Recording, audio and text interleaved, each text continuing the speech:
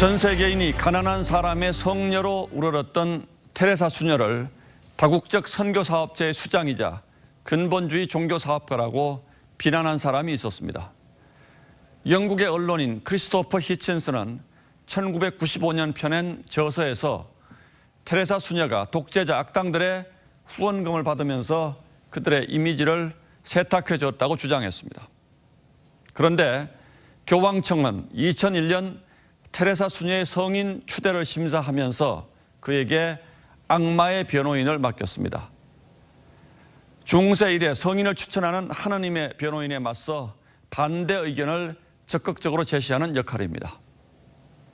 이 악마의 변호인은 군대와 기업, 정부에서 레드팀이라는 개념으로 발전했습니다.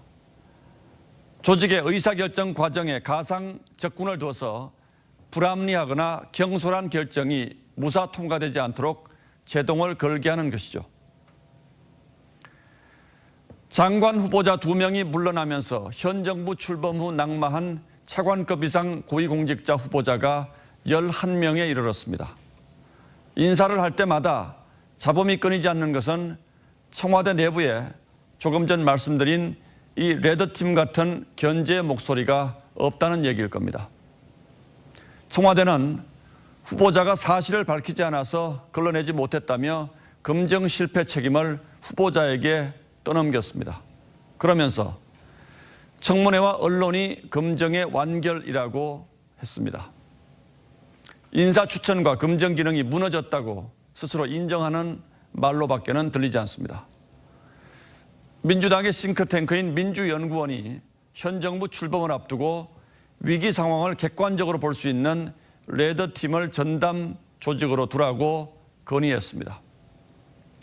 첫 내각 인사부터 부실 검증이 문제되자 청와대도 이 레드팀 운영을 검토했지만 높은 지지율에 취해서 없던 일이 됐다고 합니다.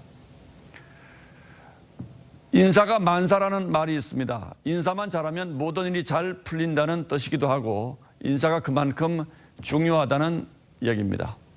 그런데 청와대는 어제 인사 참사가 벌어졌는데 책임지는 사람이 없느냐는 질문이 나오자 그런 논의는 없었다고 잘라 말했습니다.